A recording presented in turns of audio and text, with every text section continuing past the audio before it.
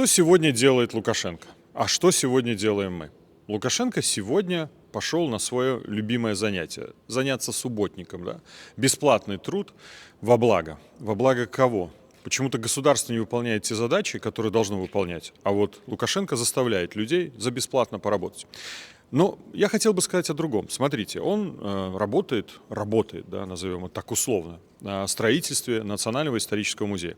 Я помню, когда я работал министром культуры, тогда действительно уже оставалось буквально полгода до открытия Национального исторического музея в здании по улице Фрунзе. Кто помнит из минчан, там находилось командование Краснознаменного Белорусского военного округа. Это здание, где сегодня находится Следственный комитет.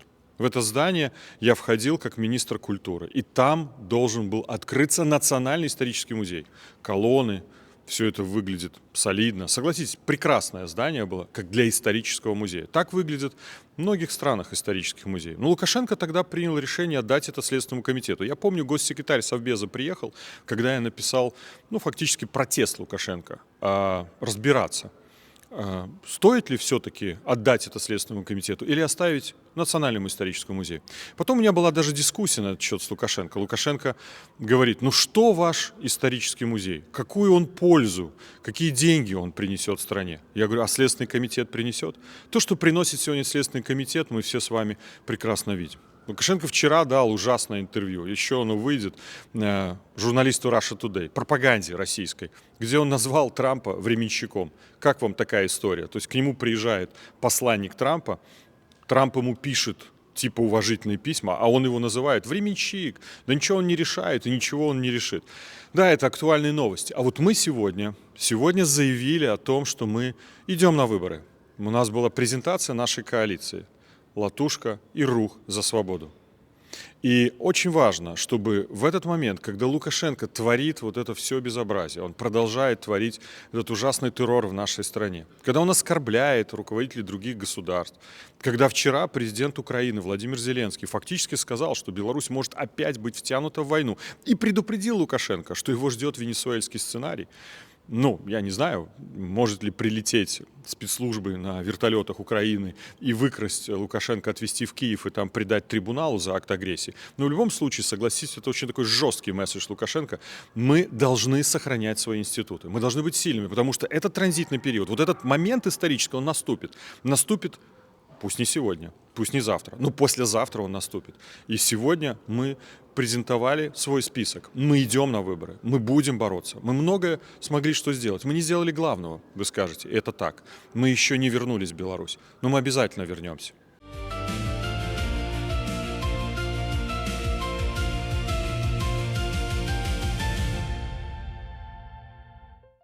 Добрый день, шановные сябры и сяброўкі, я рады вас вітаць. Мы таксама ведем трансляцию на YouTube-канале Павел Латушка, таму вітаю ўсіх, хто будзе глядзець гэтую трансляцию.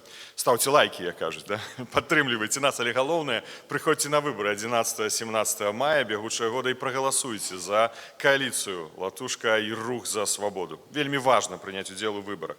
Вітаю ўсіх сваіх калег і калежанак з кааліцыі, папярэдняй коаліцыі, якая яшчэ працуе ў Коаліцыйнай радзе да мая бягучага года, але таксама і тых новых, хто далучыўся да нашага спісу. 37 беларусаў і беларусак вырашылі разам пайсці на выборы і перамагчы. Перамагчы не для славы, не для ўзнагарод. Хутчэй, гэта будуць чарговыя крымінальныя справы, пераслед, гэта канфіскацыя маёмасці, гэта сапраўды здзекі, дэзінфармацыя, дэзыскрэдытацыя, але не гледзячы на гэта, кожны з нас мае волю у сабе, каб пайсці і змагацца за волю, за свабоду для нашай роднай Беларусі. Зараз ідуць дыскусіі. Дискуссия о том, вообще, нужны ли эти выборы, нужна ли Координационная рада, совет. Но мне кажется, что нужно понять, что является источником демократии. А источником демократии являются только и исключительно выборы. Если мы хотим построить демократию в нашей стране, мы должны организовывать выборы, участвовать в выборах и выбирать.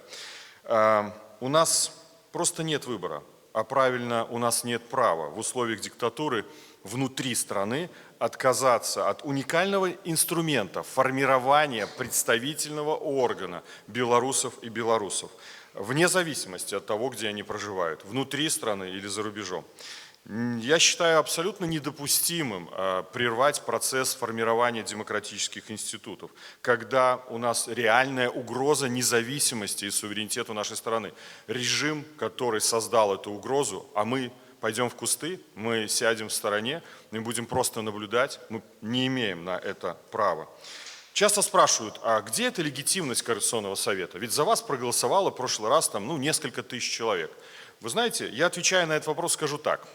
Легитимность определяется тем объемом задач, проблем и вопросов, и территорий, если хотите, на которых распространяются действия Координационного совета, членов Координационного совета. Но если мы решаем проблему легализации белорусов в Европейском Союзе, эта проблема касается только тех, кто за нас проголосовал? Или эту проблему мы решаем в интересах всех белорусов и белорусок? Я думаю, всех. Это только один из многих примеров. Критиковать КС можно, и критиковать Координационный совет нужно, но нельзя при критике забывать о том, что мы реально находимся на войне. Против нас воюют спецслужбы, КГБ, военная разведка, разведка Министерства внутренних дел. Против нас объявлена открытая война. Это уголовные дела, это преследование. Вот только недавно, на днях, платформу «Три слона», на которой мы все будем голосовать, признали экстремистской организацией. Вчера заблокирован ТикТок нашей коалиции.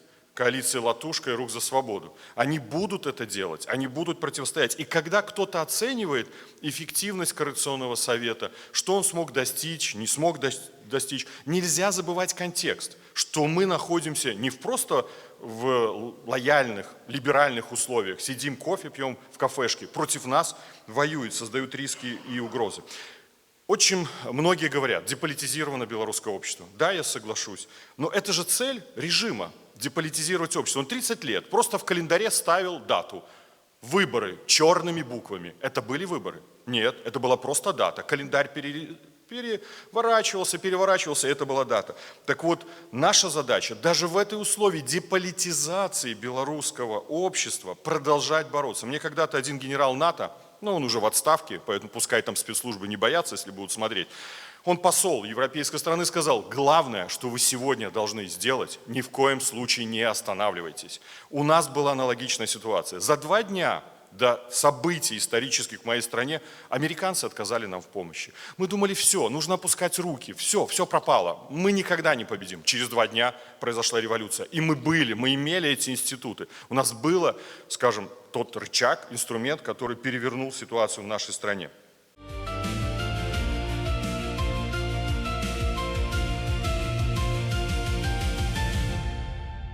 Шановны спадар Павел, расскажите, калі ласка, чаму вы вырашылі балатавацца ў Координационную раду 4-го скликания? Мы находимся на войне. Против нас воюет режим, спецслужбы режима, КГБ, военная разведка, разведка Министерства внутренних дел. Несмотря на это, мы смогли создать в эмиграции голосами белорусов как внутри, так и вне Координационный совет, представительный орган.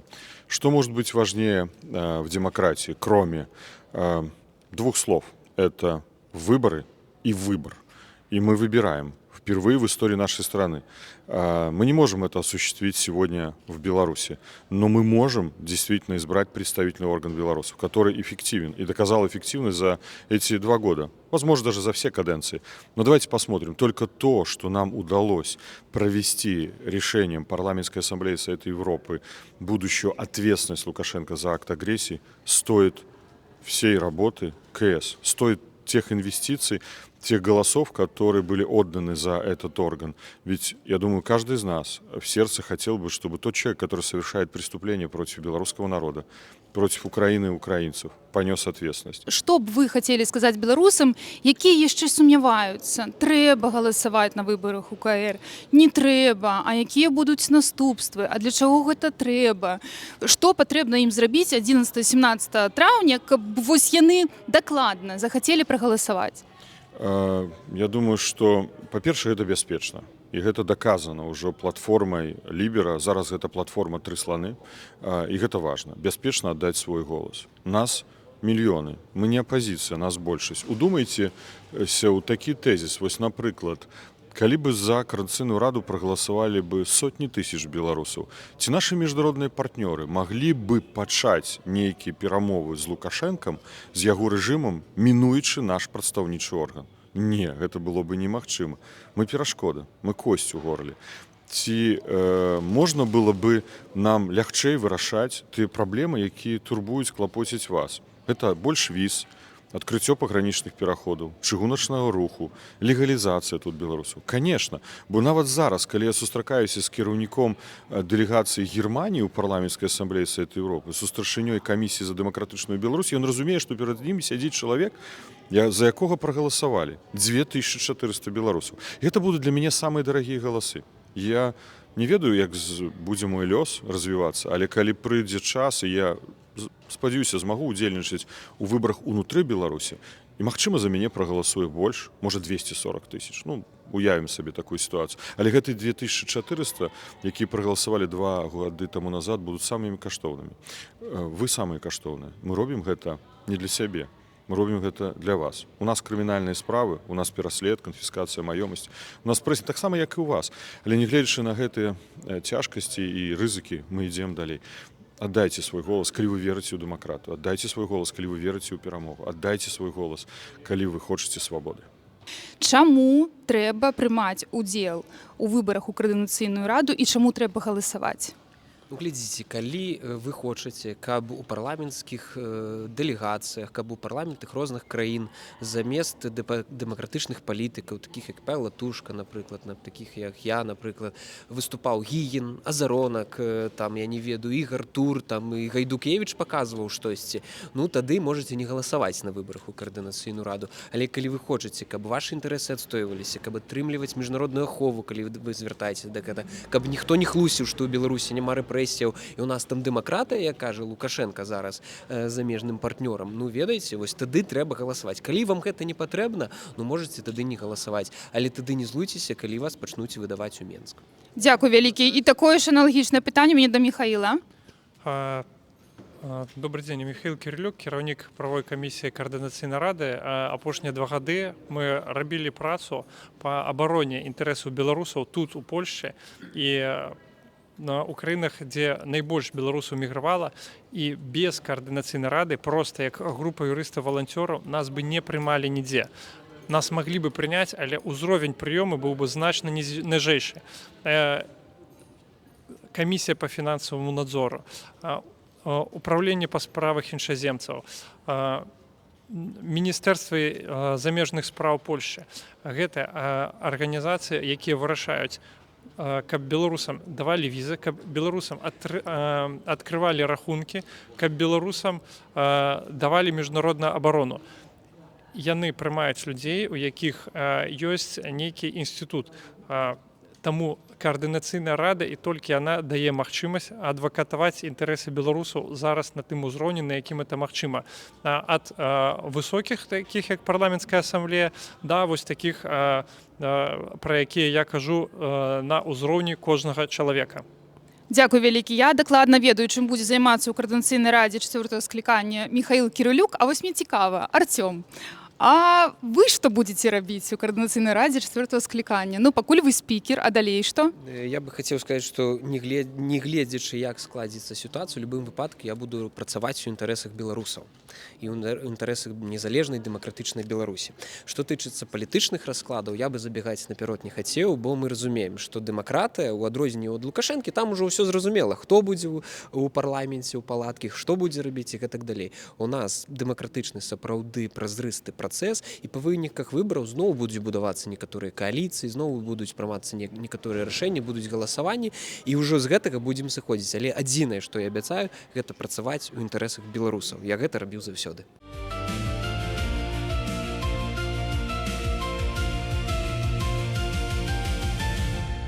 Мы можем представить себе идеальный сценарий. Например, 11-17 мая за нас проголосуют сотни тысяч белорусов. Миллион белорусов. И вот представьте себе, наши международные партнеры, Варшава, Брюссель, Берлин, Париж, с которыми мы постоянно общаемся, позволят ли они себе начать коммуникацию с Лукашенко, не учитывая наше мнение?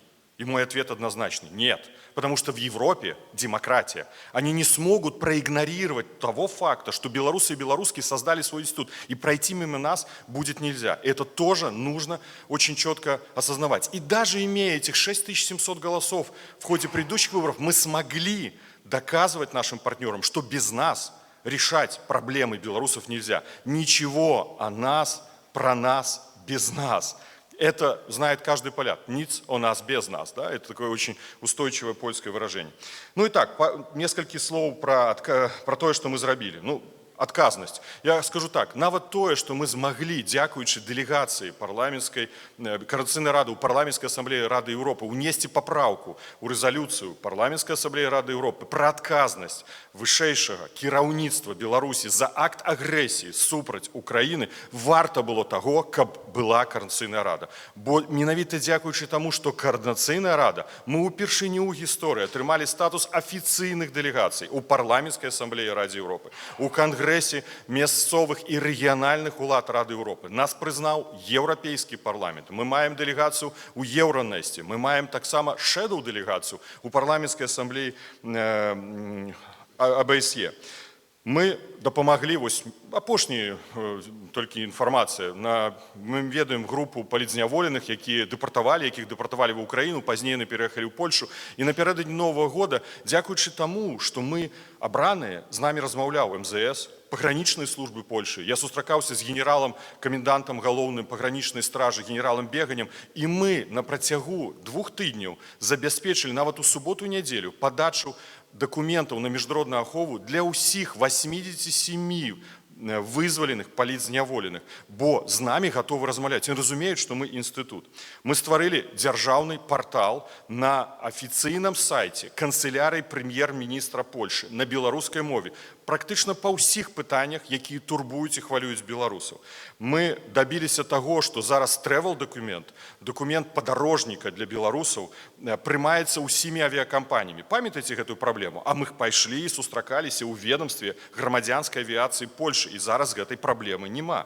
Мы сустракаліся з парламенцкімі дэлегацыямі розных краін: Аўстрыі, Бельгіі, Великабрытаніі, Германіі, Італіі, Літвы, Латвіі, Польшы, Канады, Швейцарыі, Францыі і гэтак далей. Можна пералічваць гэта. У мяне ёсць досвед дыпламатам. Я скажу так, неаднойчы я прымаў удзел у сустрэчах палаткі і саврэпа з калегамі у Польшы, у Францыі, у Іспаніі, у іншых краінах.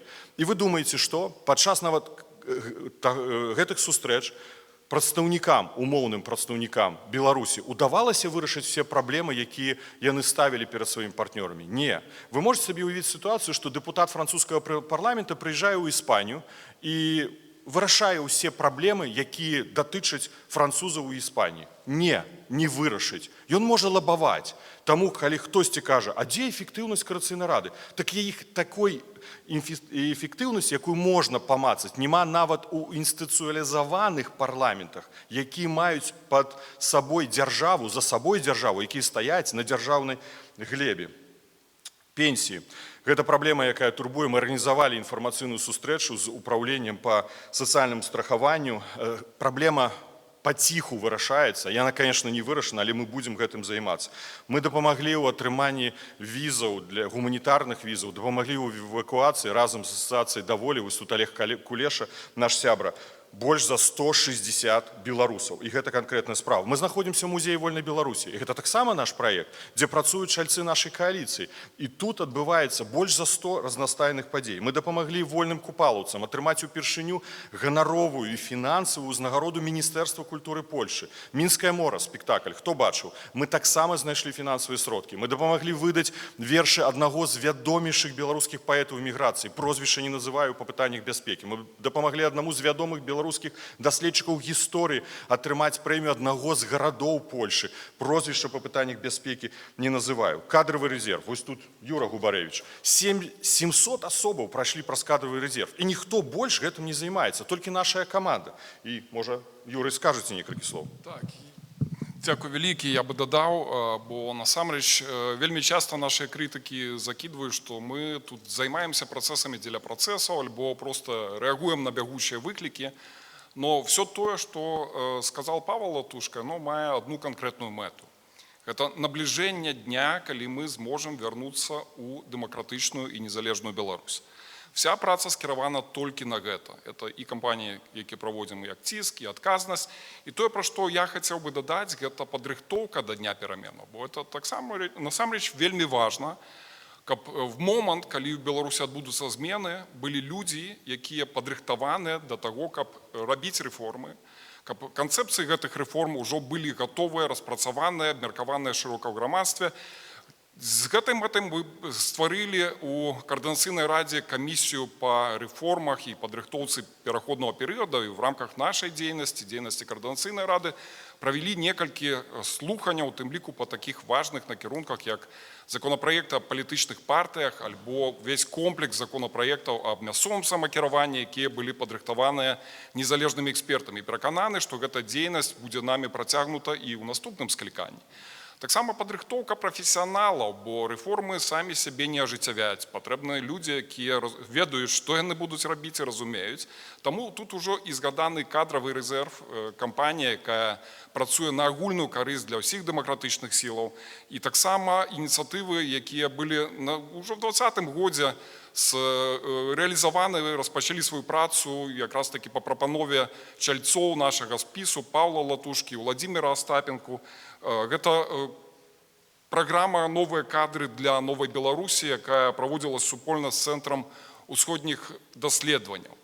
Ну і немалаважны аспект – это падрыхтоўка і да будучай парламенцкай мадэлі, бо я сам прадстаўнік, можна сказаць, ось той старой апазіцыі, якая ще з другой паловы 90-х прайшоў праз все гэтыя этапы, вот это адсутныя выбары, партыі, якія, на жаль, ствараліся, але не мелі магчымасць для самарэалізацыі.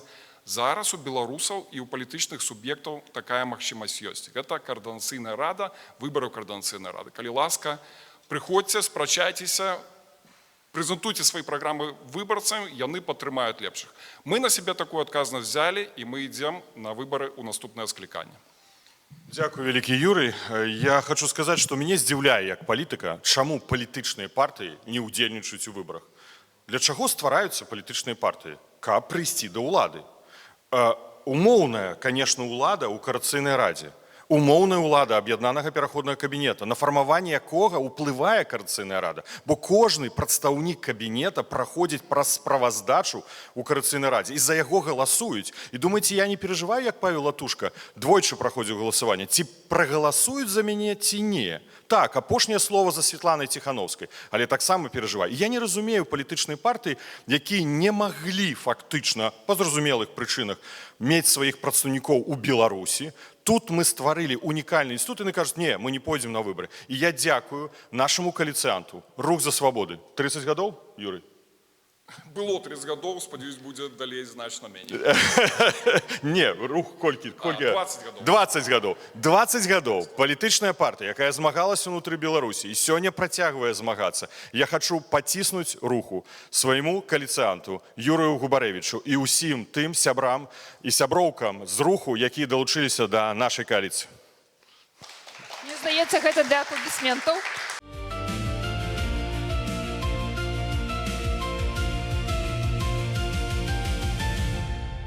Хацела б пачуць ад вас, я думаю нават, што і беларусы самі б хацелі пачуць ужо дзеючага дэлегаты, дэлегаткі Координацыйнай рады, нейкія словы матывацыі, чаму трэба прагаласаваць на выбарах у Координацыйную раду.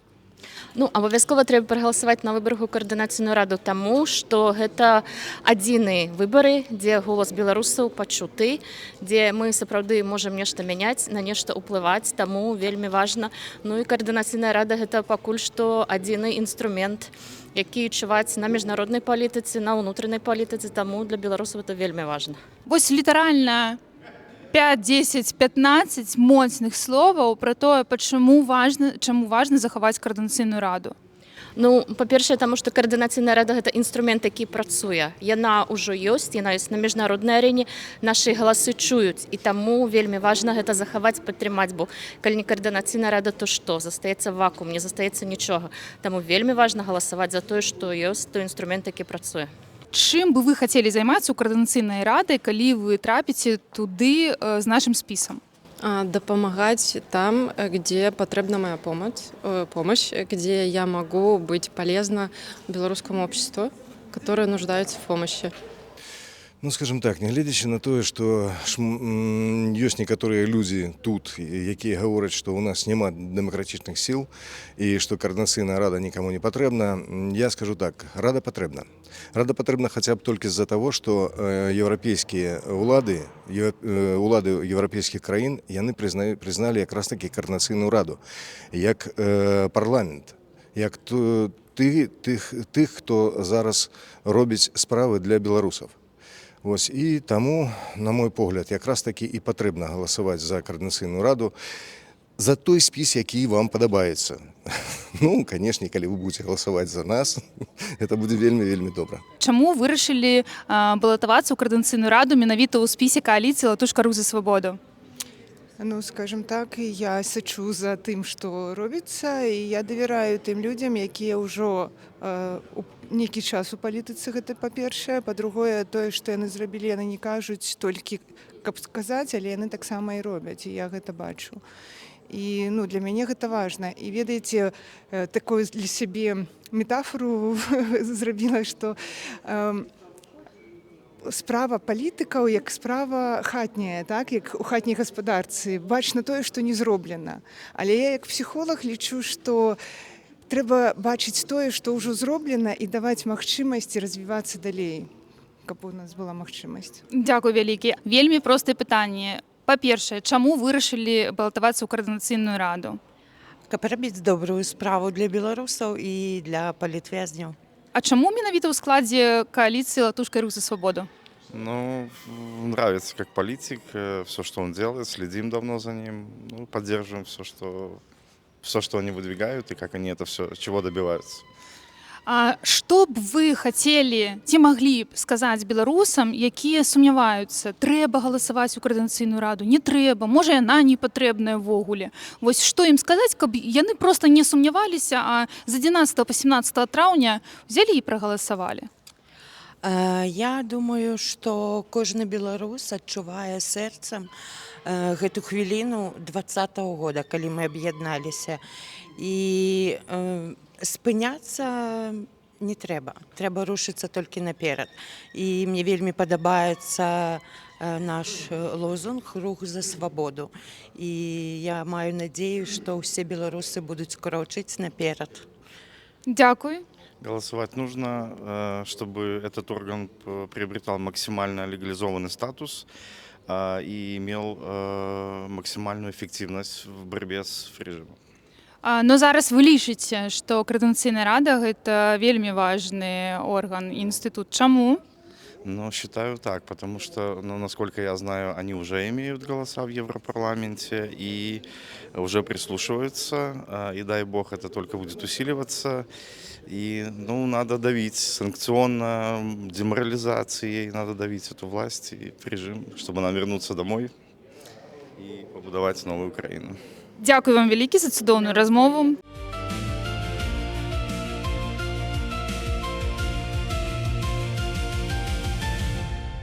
Дякую. Я узгадывал про дапамогу беларусам. Тут я хотел бы дать слово. Я казаў и про Михаила Кирилюка. Олесь Михалевич тут присутнічае, намеснік Руха за свабоду. Ён таксама вельмі шмат, можа, Олесь, покажитеся, да? Ён таксама шмат дапамагае беларусам и беларускам у выгнанні вырашаць тыя праблемы легалізацыі. Але хотел бы дать слово двум моим коллегам по коалиции. Михась, калі ласка, некалькі слоў. Ён кіраўнік юрыдычнай камісіі каардынацыйнай рады. Добрый день, шановное господарство. Дякую за увагу. Я Михаил Кирилюк, кіраўнік правнай камісіі каардынацыйнай рады другого склікання. Мы перавялі працу па праўнай дапамозе беларусам на сістэмны ўзровень. Мы аказалі дзесяткі праўных кансультацый асобным беларусам па легалізацыі, па пытаннях візаў, па пытанні побытавых дакументаў. Таксама мы адвакавалі правы беларусаў перед Міністэрствам замежных спраў Польшчы, перед управленнем па справах іншаземцах, перед камісіяй па фінансаваму надзору па банкаўскіх рахунках.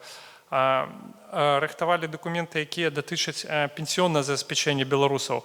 Усё гэта было магчыма толькі таму, што ў нас была каардынацыйная рада. Мы маглі рабіць тое самае, як група праўнікаў-валанцёраў, як гэта рабілі і дагэтуль. І мы б ўсё роўна гэта рабілі.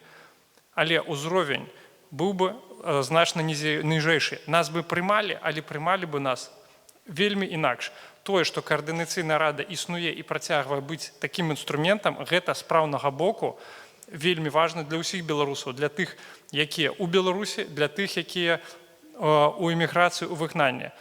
Таму я прапаную галасаваць, удзельнічаць у выбарах за каардынацыйную раду. Не ўдзел у гэтых выбарах, ён можа быць па розных абсалютна прычынах, але не ўдзел, ён будзе на карысць толькі адміністрацыі Лукашенка. Дзякуй. Дякую, Михась, вялікі. Ну і я хачу дадаць, што з'яўляюся таксама сябрам камісіі па легалізацыі беларусаў у Польшы пры Міністэрстве ўнутраных спраў Польшы. І я стаў сябрам гэтай камісіі, таму што я з'яўляюся абраным прадстаўніком Коордынацыйнай рады і членам аб'яднанага пераходнага кабінета. Мы займаемся гэтымі справамі, тут разам з намі, вось я узгадываў Олега Кулешу, але знаходзіцца таксама Ганна Федаронак, якая далучылася з нашай кааліцыі. Некалькі слоў, як вы дапамагаеце беларусам? Добрый день. Можна я спачатку трошки пажартую, бо я, акрамя таго, што я кіраўнік фонду «Притуляй мяне», я яшчэ блогер, у мяне гумарыстычны канал на Ютубе. Я помню, у сваім дзяцінстве быў такі журнал «Вожык». Крокодил, Вожик, вы, напэўна, ведаеце, хто такого ўзросту. І я тады там чытала такую... Так, і вось я чытала там такой вот фельетон такі, што депутат выступаў на выбарах у вёсцы ў нейкай, я вам мост праз рэчку пастрою, а там яму пытаюць, так у нас рэчкі няма, я вам выкапаю рэчку. Вось гэта вот, я ўчора гэта ўспомніла, мне стала смешна, думаю, ну я не буду казаць, што я выкапаю рэчку. Я працую ўжо 4 гады з палітвязнямі. Я працавала дырэктарам шэлтара, які адкрыўся ў 22-м годзе. І у кастрычніку 25-го года я уже открыла свой фонд. Это фундацыя «Притуляй мяне», у якую ходит только я зажонт, зажонт, і яшчэ мой адміністратар Алеся Буневіч, 2 чалавекі. Мы ўсю працу робім удвух. Ну, дзякуй Богу, удвух, бо 4 гады прыходзілася мне рабіць адной вельмі вялікую справу. Вось, я хочу і далей займацца гэтай справай у Коордынационной раде, таму што я ведаю, як ніхто, напэўна, іншы, я не преувеличваю свае такія магчымасці, але я ведаю, праз мяне прайшло амаль 400 чалавек, можа, даже ўжо нават і больш, і я ведаю патрэбы палітвязней. Мабыць, мы у Коордынационной раде зробім камісію па палітвязнях, так, і таму што я ведаю патрэбы гэтых людзей. Я ведаю кожны крок. Тут прысутнічае Коля, які ў нас таксама жыў у шэлтары, ён ведае. Вось, і многія, хто тут ёсць, таксама прысутнічае, былі ў нас у гасцях і ведаюць, што гэта справа ёсць, яна існуе, і мы дапамагаем насамрэч людзям. А калі ў мяне будзе мандат, то я магу пайсці, напрыклад, да польскіх уладаў і прасіць тое, што мы не можам зрабіць ужо, напэўна, каля года. Год таму мы з Пал Павловичем пачалі такую важную справу. Мы хочам ад горада, ад мэрыі Варшавы знайсці будынак з заніжанай арэндай, каб ён быў, каб мы мелі магчымасць прыняць больш людзей. Таму што гэтыя дамы, зараз мы новы дом знялі, ён большы, лепшы, але ён таксама можа прыняць 25-30 чалавек. Я хочу сказаць, чаму я іду у каманду з Пал Павловичем Латушка, таму што на працягу 4 гадоў ён дапамагаеце асабіста мне і шэлтару нашаму палітвязням. Ён заўсёды прысутнічаць на нашых мерапрыемствах, дапамагаець і матэрыяльна, і са сваёй кішэні купляў нядаўна рэчы для нашых жыхароў. Вось, гэта коратенька, калі ёсць пытанні. Дякую, спадарня Ганна. Тут у нас таксама Васіль Плешкунов, я хацеў бы его паказаць. Гэта адзін з арганізатараў усіх акцый у Варшаве. Таму хто сумняецца, ці варта галасаваць за нашу кааліцыю, вось прыходзіць на акцыі і дзякуючы ў тым ліку яму, шмат, конечно, таксама сяброў працуе, але адбываецца гэтай акцыі. Вітаю вас. Ну і што зроблена яшчэ? Санкцыі. Мы гарманізавалі санкцыі з Расійскай Федэрацыі на 90%. Гэта была наша задача. Мы ўвялі санкцыі супраць сістэмы перадачы фінансавых паведамленняў Цэнтрабанка Российской Федерации. Мы блокуем финансовые потоки, якія фінансуюць агрэсію Расіі супраць Украіны. Мы дамагліся падаўжэння санкцый на Беларусь-Калій. І ведаеце, які аргумент быў? Гэта наше расследаванне па вывазу украінскіх дзяцей з акупаваных тэрыторый Украіны стала падставай таго, што Беларусь-Калій далей знаходіцца пад санкцыямі Еўрапейскага Саюза. І колькі бы амерыканцы не спрабавалі адмяніць санкцыі, без Еўрапейскага Саюза гэта не будзе мець ніякага сэнсу для рэжыму Лукашэнкі. Санкцыі на дзеячоў так званай саюзнай дзяржавы за тое, што саюзная дзяржава выкарыстоўвалася для вываза украінскіх дзяцей-сірот і пазнейшай индоктринации на тэрыторыі Беларусі. 80 суддзяў трапіла пад санкцыі дзякуючы працы таксама сябрам і сябровак нашай кааліцыі, а ўвогуле 100 дасье мы падрыхтавалі. 14 кіраўнікоў турмаў беларускіх трапіла пад санкцыі Еўрапейскага Саюза і іншых краінаў. Учора я паглядзеў там прапаганду і, ведаеце, пачуў, што там Венесуэла прыехала, дэлегацыя парламенцкая у палату прадстаўнікоў, да, Лукашэнкі. І яны хваляцца стаяць. Ось у нас групы сяброўства з 42 краінамі свету. Я не ведаю, з якімі краінамі свету у іх групы сяброўства, можа, з Венесуэлы, у якія адбудуцца, я спадзяюся, дэмакратычныя выбары. Але цікава, што у нас ёсць 25 груп сяброўства з дэмакратычнай Беларусі ў розных парламентах дэмакратычных краін. І гэта важна, каб мы з імі працягвалі супрацоўнічаць. Вось цікава, тут Ірына Халопіца, яна кіраўніца дэлегацыі у Кангрэсе мясцовых органаў і рэгіянальных уладаў Савета Еўропы. І уявіць сабе, што ўпершыню, дзякуючы таму, што мы маем там дэлегацыю Коордынацыйнай рады, нам дали право назирать за выборами у 47 краинах Совета Европы. Не за нами будут назирать, а мы сможем, як делегаты Коордынацыйнай рады, поехать у іншай краіны и назирать за их выборами. Я думаю, что это вельмі уникальный досвід. Ну что яшчэ? Конечно, в каждой стране свои проблемы. И я не думаю, что каждый день польские, немецкие, литовские, брюссельские, французские, испанские политики думают о Беларуси. Поэтому о Беларуси должны думать мы с вами. Если мы с вами о Беларуси не будем думать, не будем продолжать бороться, то вряд ли кто-то о нас вспомнит. Если 80 делегатов лоббируют наши интересы, то это не один голос, пусть и самого известного и влиятельного политика нашей страны, демократических сил Беларуси, а это 80 голосов, объединенных в одном институте. И это уже сила. Мы верим в демократию, и поэтому я повторю, мы верим в эти два слова – выборы и выбор. Если, каждый из нас, я помню, говорил в 20-м, мы хотим открыть шампанское, да? Вот будет победа, мы откроем шампанское. Вы знаете, если мы распустим Координационную Раду, не состоятся выборы, белорусы не проголосуют, шампанское будет открыто. И я думаю, что это будет шампанское, пусть и советское, хотя скорее советское. И в этом советском шампанском будут обмывать свои звездочки новые старлеи и генералы в Минске. Мы этого хотим? Я этого не хочу. Я хочу, чтобы мы вернулись домой. Поэтому мы должны продолжать бороться.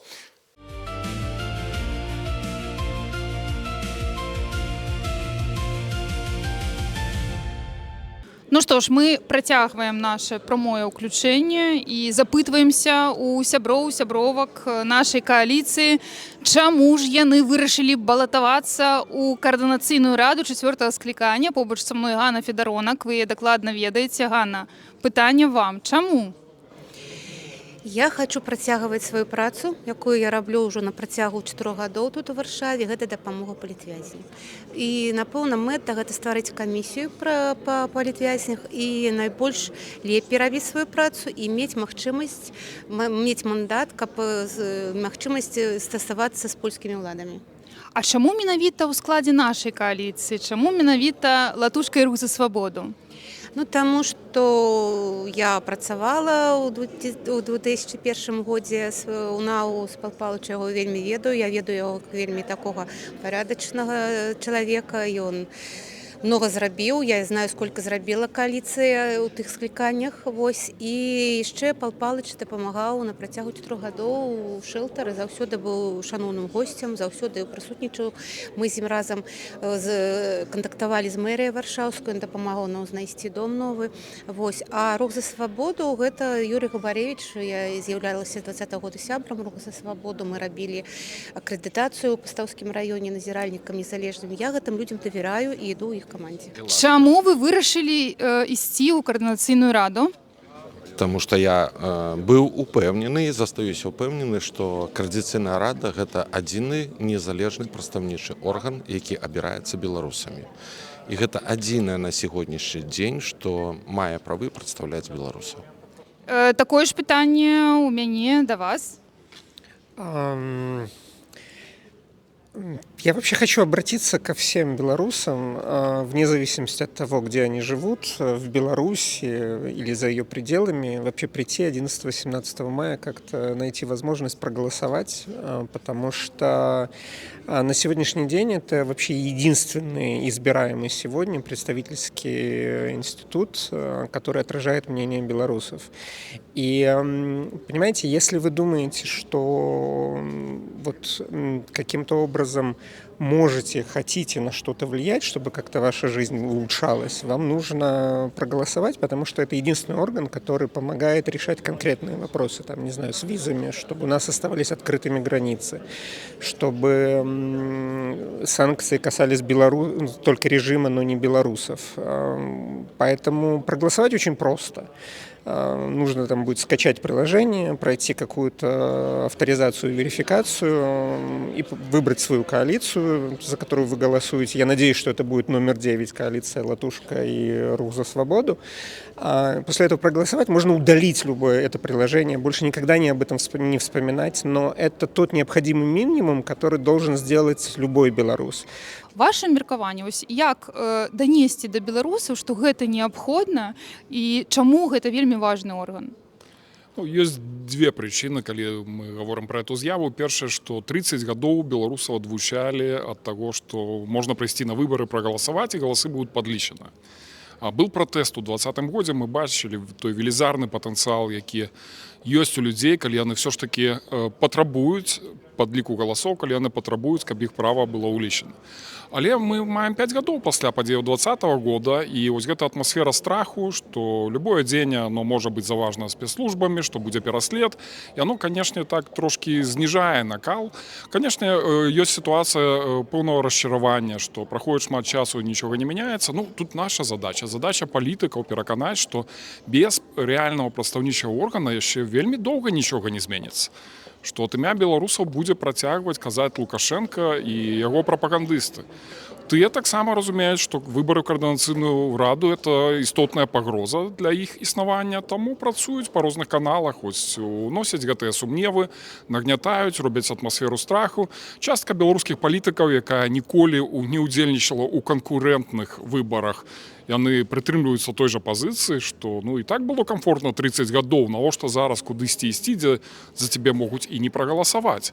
От коаліцыя «Латушка» і «Рух за свабоду» мы якраз такі з кола адказных палітыкаў, якія разумеюць, што важныя інстытуцыі, важныя выбары, важна тое, каб голас беларусаў улічваўся. А скажите, калі ласка, чаму менавіта ў складзе нашай коалиции «Латушка» и «Рух за свободу»?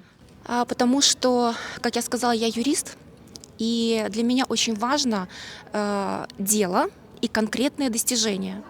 Именно эта коалиция имеет конкретные достижения в области льгот в получении вида на жительство, паспортов подорожца, также возможности получения открытия счетов в банках, даже не имея легального статуса, да, то есть вот сейчас недавно добилась коалиция такого вопроса. Поэтому я считаю, что именно здесь есть конкретные работающие кейсы, и я как юрист могу быть здесь полезна. Наш голас павінен быць чутны. Для гэтага мы просто павінны быць за сталом, там, дзе пра нас вырашаецца, што будзе з Беларусю, што будзе далей з беларусамі.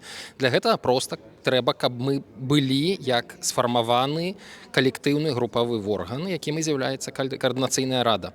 Без гэтага проста пра беларусаў забудуць. Сёння мы прадстаўляем, Святлана Ціхановская, мы прадстаўляем Беларусь, нармальную Беларусь, і нас чуюць, з намі размаўляюць, і так павінна быць надалей. Без каардынацыйнай рады проста в нейкі цудоўны момант улады проста пяроймуць все прадстаўніцтва Беларусі, што, як мы цудоўна ведаем, там ніякіх выбараў няма, у нас гэтыя выбары ёсць. Гэтыя выбары трэба цаніць і трэба абіраць сваіх прадстаўнікоў, калі ёсць такая магчымасць.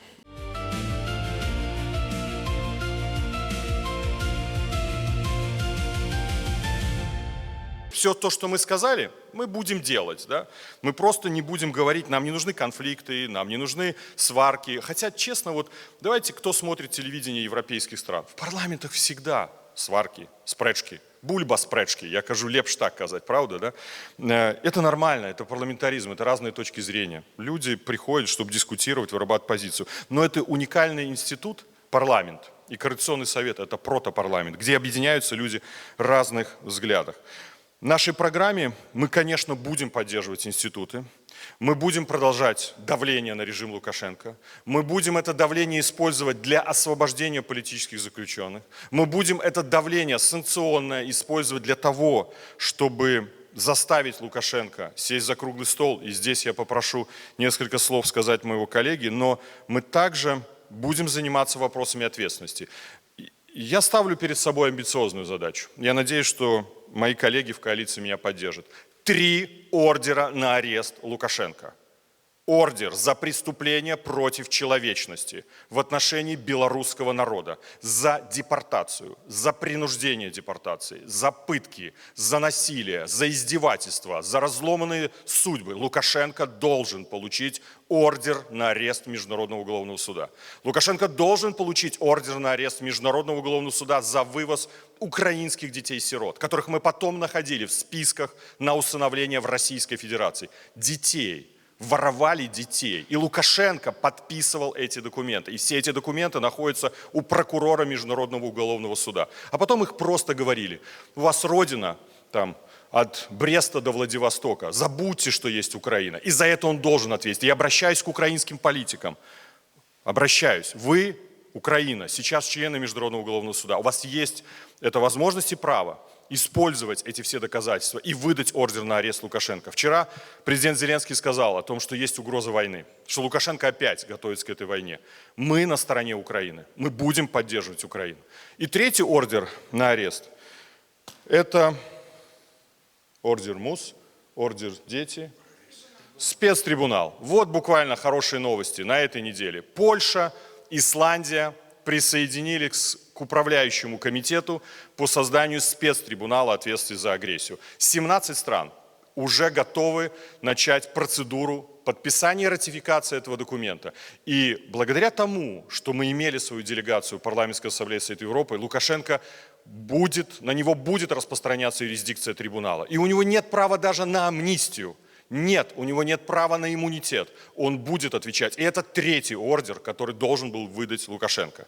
И мы будем действовать в этом направлении. Живе Беларусь. Ну и круглый стол, да? Артем, спикер нашего Координационного совета. Вот у нас была такая честь большая иметь своего представителя на уровне главы нашего парламента за границей. Артем, калі ласка, вам. Дякую. Я бы хотел адзначыць, што у нашай фракцыі ёсць лозунг «Незалежнасць, адказнасць, свабода». І ў адрозненне ад усіх іншых спісаў, якія ідуць зараз у Координацыйную раду, мы прапаноўваем зразумелы інструмент, каб захаваць незалежнасць нашай краіны. Лукашенко будзе прыцягнуты да адказнасці, злачынцы будуць прыцягнуты да адказнасці, але нам трэба будзе працаваць у нашай краіне дзеля яе захавання незалежнасці, дэмакратычнай будучыні і рабіць яе лепшай. І дзеля гэтага мы прапаноўваем інструмент, канкрэтны інструмент па выхаду з палітычнага крызісу ў Рэспублікі Беларусь. Гэта інструмент з гістарычным досведам, які спрацаваў ужо ў той краіне, у якой мы з вами знаходзімся. Гэта круглы стол паміж прадстаўнікамі дэмакратыі, дэмакратычных сілаў і прадстаўнікамі таго, што будзе ў Менску, ці то рэжым, ці проста наменклатура, якая будзе гатова дамаўляцца з беларускім грамадствам дзеля будучыні і незалежнасці Рэспублікі Беларусь. І калі суб'ектам гэтых перамоваў будуць разрозныя людзі, нейкія асобныя палітыкі, нейкія партыі, якія не атрымалі падтрымку ад грамадства, гэтыя перамовы дэмакратычная супольнасць прайграе. Рэжым будзе гуляць далей сваю гульню. Дэмакратыі і дэмакратычных зменаў у Беларусі можа не быць. Але калі суб'ектам гэтых перамоваў, гэтага дыялогу з'яўляецца абраны орган, які мае падтрымку ад беларусаў, інстытут, які ўсе разумеюць, як працуе, фактычна протапарламент, сапраўдны протапарламент, які абіраюць Беларусі. Тады яго моц, яго сіла і яго голас падчас гэтых перамоваў будзе чутны. І праз гэтыя перамовы мы дамагнемся таго, што Беларусь будзе сапраўды незалежнай, дзе кожны палітык і чыноўнік будзе несці адказнасць за кожнае прынятае рашэнне, і сапраўды Беларусь будзе свабоднай. І мы адзіная фракцыя, якая ставіць перад сабой сапраўдныя палітычныя мэты зменаў у Беларусі праз канкрэтны інструмент. Таму я заклікаю галасаваць за незалежнасць, адказнасць, свабоду, галасаваць за нас, за коаліцыю «Латушка» і «Рух за свабоду». Ну что, дякую великий. Мы, конечно, проходим рубежный период для наших демократических сил с 2020 года. Эти выборы в Координационный совет – это действительно рубежный период. Это ситуация, которая будет свидетельствовать о нашей силе, выносливости и готовности продолжать дальше сражаться. Поэтому я апеллирую, я обращаюсь ко всем белорусам и белорускам. Поймите, насколько это важно. Важно, чтобы мы избирали. Важно, чтобы наше представительство и наш голос был слышен, как внутри, так и за пределами Беларуси.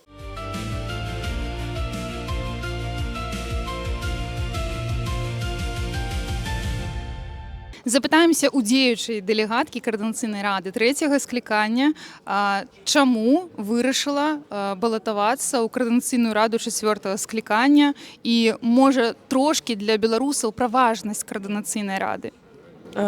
Як банальна бы гэта не гучала, каб працягваць працаваць дзеля мэты, якія мы ўсе разам абралі ў 2020 годзе, але каб працаваць не як асобная асоба, а як частка вельмі важнага інстытута, абранага інстытута, таму што калі мы кажам, што мы за дэмакратыю і мы хочам вярнуць дэмакратыю ў нашу краіну, то чаму зараз ніхто не прыдумаў нічога лепшага, чым за выбары, каб прадаваць менавіта дэмакратычныя працэсы.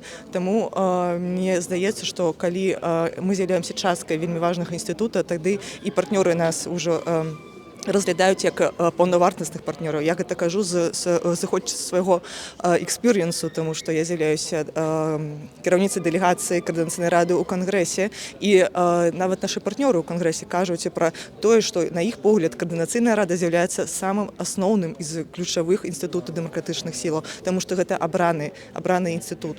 І з намі, як дэлегацыя Координацыйнай рады, мы маем такія ж правы, як і астатнія нацыянальныя дэлегацыі. Гэта таксама неаднаразова было падкрэслена нашымі партнёрамі ў кангрэсе, і таму што мы маем права і ўдзельнічаць у сесіях, выступаць на пленарных паседжаннях, у працы камітэта, у камісіі і палітычных груп, і там уздымаць пытанні Беларусі. І таксама гэта дае нам вельмі добры шанец, каб рыхтавацца да зменаў Беларусі, таму што вельмі важна ўжо гэта рабіць зараз, і як і з нашымі заканадаўчымі праектамі, так і у сэнсе будавання нашага кадровага патэнцыялу, таму што мы ўжо у супрацы з кангрэсам праводзім розныя семінары, воркшопы, а таксама камунікуем з нацыянальнымі дэлегацыямі, каб была магчымасць у беларусаў, якія бачаць сваю будучыню ўжо ў новай Беларусі менавіта ў сістэме самакіравання, праходзіць такія стажыроўкі ці візіты ў мясцовыя адміністрацыі, каб ужо атрымаць гэтыя не толькі тэарэтычныя веды, але практычныя веды, як на самой справе працуюць дэмакратычныя інстытуты ў дэмакратычных краінах. Раскажыце пра важнасць і значнасць Координацыйнай рады, каб ні ў кого не было сумневаў, што яна патрэбная і што абавязкова патрэбна прагаласаваць з 11 па 17 траўня.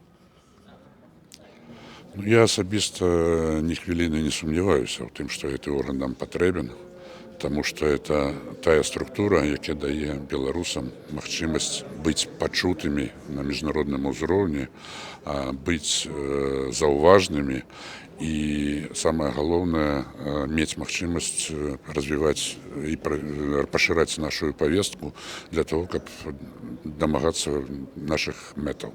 А мета наша одиная – побудовать демократичную, вольную и европейскую Беларусь. Тому закликаю всех вельми активно удзельнічаць в этих выборах. Наше будущее мы побудуем разом. Што хочаце сказаць беларусам, якія ўсё яшчэ не вырашыліся, галасаваць за каардынацыйную раду ці не галасаваць, якія, можа, назіраюць, што бываюць нейкія спрэчкі ў дэмакратычным руху, не могуць вызначыцца, патрэбная каардынацыйная рада, не патрэбная, ўсё ж такі.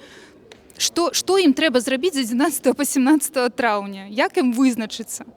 Я за тое, чтоб люди голосовали за нас, голосовали за нашу свободу, рух, для того, чтобы мы далей робили тое, что робіць наша координационная рада. И як бяспечна, я сегодня почула, что то бяспечна, то голосуйте за нас. А спрэчкі заўсёды бываюць. И везде.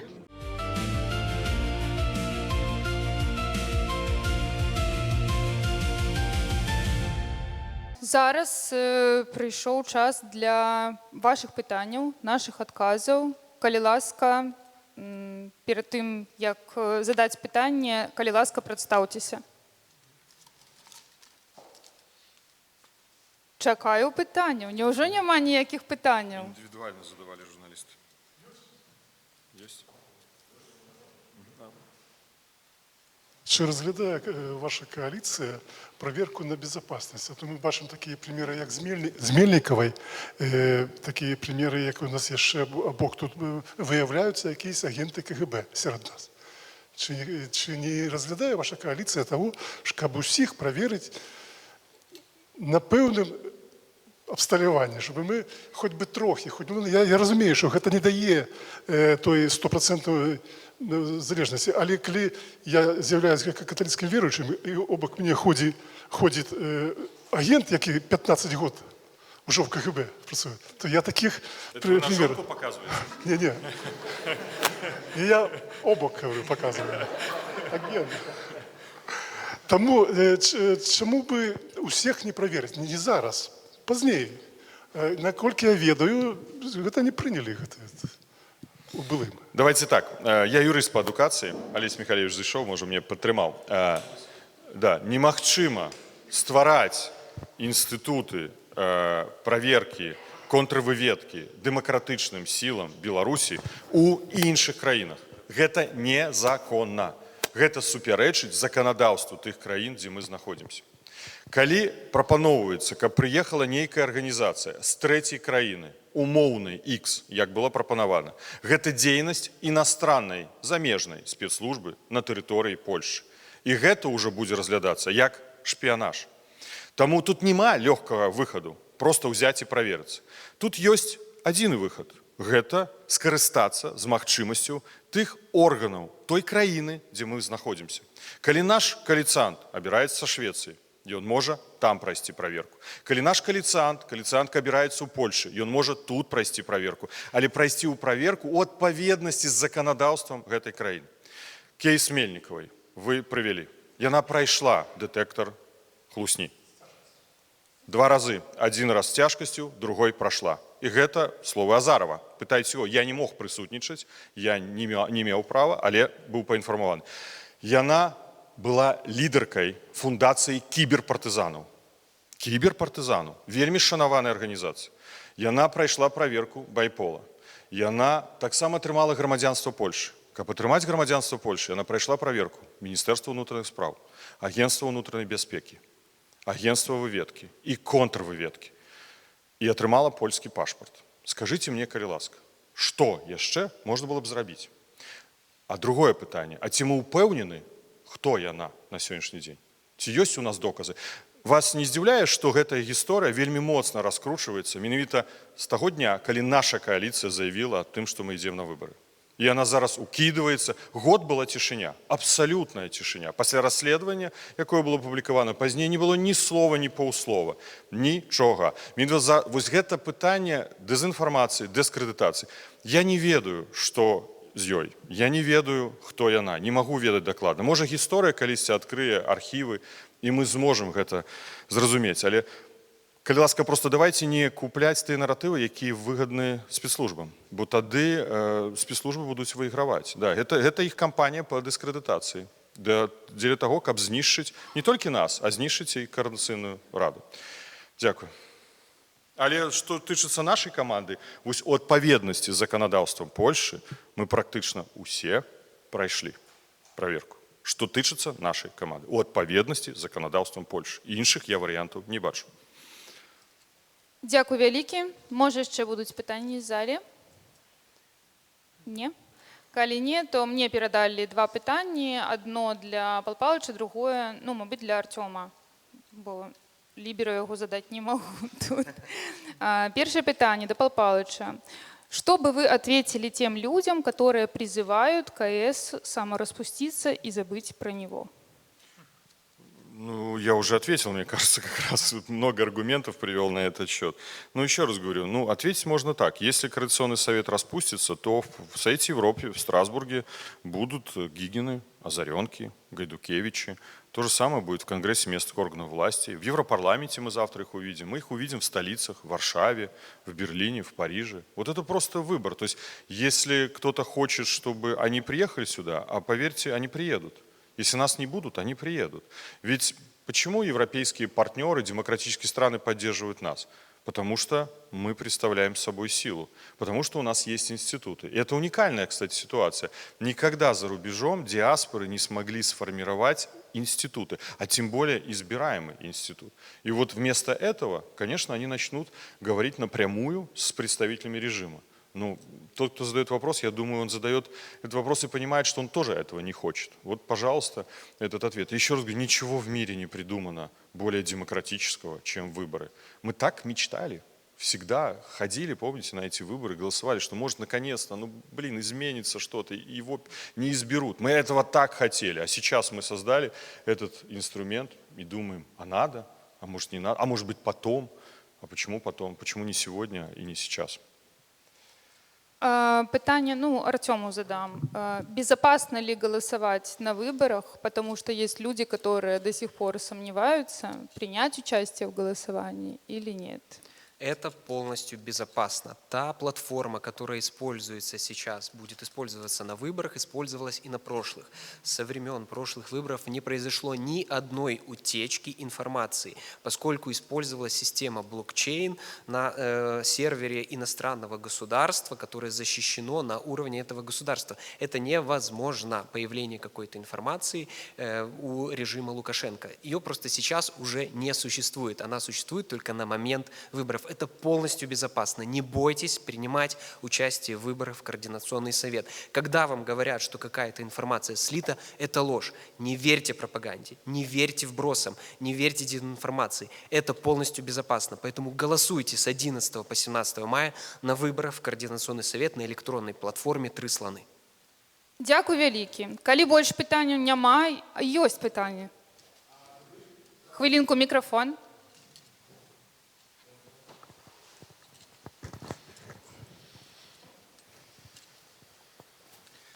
Представьтеся, калі ласка. Тарас Тарналіцкі, Еўрарадыё. Я задам пытанне Паўлу Латушку. Вось наконт выбараў. Ці разглядаеце вы патэнцыйна магчымасць стварэння кааліцыі з тымі фракцыямі, якія могуць атрымаць перамогу, ці будуць канкураваць? Ну, і хто гэта мог бы быць патэнцыйна? Дзякуй. Конечно, сегодня рано казаць про коалиции, это было бы на пачатку выбарчай кампаніі не зусім правильно, але у нас есть досвід стварэння коалиции. На мінулых выборах мы атрымалі 28 мандатаў з 80.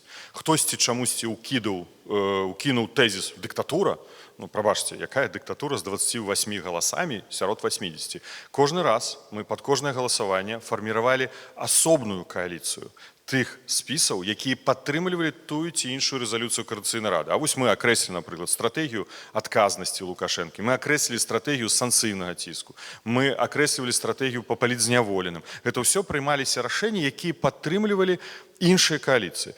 Таму, калі бы нам удалось сфарміраваць сталую кааліцыю, гэта был бы самым лепшым варыянтам атрымаць больш 50% мандатаў у сталай кааліцыі, якая магла каардынавацца, якая магла бы акрэсліць стратэгічныя мэты, аб'ядноўваючыя стратэгічныя мэты і падтрымліваць аб'яднаны кабінет. Я скажу шчыра, што мы зараз вядзем дыскусію, мы пакуль у кабінеце гэтае пытанне абмяркоўвалі, ці не варта перайсці да сітуацыі, калі некалькі членаў аб'яднанага пераходнага кабінета, як выканаўчага органа дэмакратычных сіл у Беларусі, фактычна іх прызначэнне вырашалася бы Координацыйнай радай.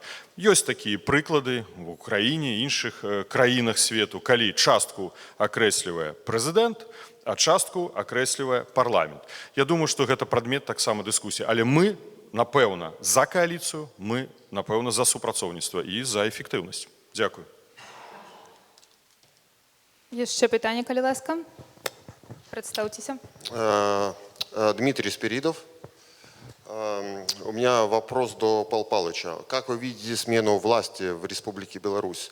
Лукашенко в Конституции прописал, в случае его смерти любой, я сильно волнуюсь немножко, редко бывает с микрофоном, вводится военное положение. Даже если его убьют или он умрет сам. Ну, придут к власти по-любому, придет Качанова, она сейчас, по идее, будет исполнять обязанности президента временно до выборов нового. Может прийти, по-любому может прийти Лукашенко номер 2, потому что все его окружение сейчас, которое находится, это, в принципе, они все точно такие же. Если придет кто-то из демократического, из демократов, то я вот думаю, что может произойти то же самое, что и на Украине. Россия может ввести свои войска. Я думаю, они даже находятся сейчас в Беларуси. Как вы видите вообще вот смену власти в Республике Беларусь, как это должно произойти и как это, я думаю, произойдет в ближайшем будущем? Спасибо за ответ. Спасибо за вопрос. В Конституции Лукашенко прописано два сценария. Первое, когда он умирает натуральной смертью, и тогда власть принимает Совет Безопасности, где председательствует Качанова, но тогда объявляются досрочные выборы. То есть это идет таким образом. Если же Лукашенко умирает не натуральной смертью, вот тогда действительно фактически руководит также Совбез и что? Да, и вводится военное положение в стране. Это два сценария, которые прописаны Лукашенко. Но мы понимаем, что сегодня номенклатура вокруг Лукашенко находится в состоянии страха. Но она находится в состоянии неудовлетворенности. Вы видели, что они уже корм для рыб начинают есть, да? Что он министра сельского хозяйства заставляет становиться на карачки и копаться в земле. Вы представляете, какое унижение проходит? И литературное слово употреблю. Мне кажется, что они скоро дерьмо начнут есть. Но это их унижает, это их оскорбляет, поверьте мне. Я знаю премьера, я знаю Снапкова Николая, первого вице-премьера, я знаю Рыженкова Максима, да, бывшего друга. Я знаю их это унижает. Они тоже этим недовольны, но восстать против него они не могут. Вот когда не будет Лукашенко, будет совсем другая ситуация в нашей стране. И вот для этого мы предлагаем круглый стол. Кто-то сегодня скажет, да нереально. Я соглашусь, нереально. В Польше тоже было нереально. Была Магдаленко, закрытые переговоры с солидарностью, а потом был уже открытый круглый стол в Варшаве, и где были определены принципы выборов в парламент. Поэтому мы предлагаем круглый стол с номенклатурой после этого. Но для того, чтобы он состоялся, мы должны обладать силой. Для этого нам нужны институты, и нам нужна поддержка изнутри. Вся социология, которая доступна, которую тяжело, конечно, собирать в Беларуси, говорит о том, что от 60 до 80% белорусов хотят политических изменений в стране. Там неприемлема для большинства белорусов та ситуация, которая сложилась. Ограничения, репрессии, тоталитарный режим, преследования, разломанные семьи. Ну, представьте, нас за границей миллион. Вот представьте, нас миллион. Сколько у каждого из нас, вот спадарня Александра Ханевич, блогерка, наша коалициантка, да, сколько у вас родных и близких у Беларуси? Десятки, правда? Ці они бы хотели вас бачить у Городні. Ну, хотели бы. И мои родные, вот зараз будет Радуница. Радуница, я, будучи амбассадором, приезжал на Радуницу, на могилки, как поклониться своим продкам. І колькі збіралася сям'і латушкаў? Гэта было некалькі дзесяткаў чалавек. Ці яны хочуць мяне бачыць? Хочуць. Так вось, мы тут мільён, і кожны з нас мае сваіх блізкіх. І яны терпяць ад таго, што мы тут. І мы терпім ад таго, што мы не там. І вось гэта наша сіла, якая, безумоўна, праламае гэтую мяжу. Гэта можа пафасна гучыць, але так будзе, бо я веру, што беларусы хочуць аб'яднацца. Нас дзеліць толькі адна пачвара. І гэтая пачвара мае імя. Александр Лукашенко. Вось у чым праблема. Да? Калі ён тэарэтычна хацеў бы ўратаваць сабе зараз, то лепшым варыянтам да яго было пайсці на транзіт. Ну, ён, хутчэй за ўсё, не хоча аддаваць уладу. Да? Таму мы рыхтуемся, інстытуты, круглы стол, гатоўнасць весці дыялог закрыты і адкрыты. Дзякуй. Дякую вялікі. Мікрафон. Агент КГБ. Да. Светлана Мишурова, экстремистка-террористка. Хочу задать вопрос по юридической консультации. Если такой сильный у вас юридический отдел, можно ли получить консультации и как ее можно получить? Потому что у нас возникает очень много, естественно, здесь вопросов по поводу и пенсии, и трудовых книжек, и перевода трудовых книжек. И, как вы знаете, каждый уже он в Польше, несмотря на то, что это, конечно, замечательная демократическая страна, трактует очень много по-своему. А нам как бы необходимо все это в голове понимать, что мы можем сделать, как мы должны действовать. И как получить реальную консультацию? Добрый день. Так вы можете звертаться по любых социальных сетках, на чат-бот, на электронную пошту. Мы атрымліваем некалькі зваротаў у дзень. Там, дзе мы магчыма, стараемся дапамагчы, даем контакты тых арганізацый, якія занимаются пытаннем, калі это не наше профильное, калі это наше профильное, то уступаем, дапамагаем, падтрымліваем. Я нагадаю, что з 11 по 17 траўня 2026 года ва ўсіх вас ёсць магчымасць зрабіць свой выбар. Па-першае, проста прагаласаваць на выбарах у Координацыйную раду, а па-другое, конечно, за спіс нумар 9. Незалежнасць, адказнасць, свабода, коаліцыя Латушка і рух за свабоду. Дзякуй всім вялікі. Нумар 9. Жыве! Жыве вечна!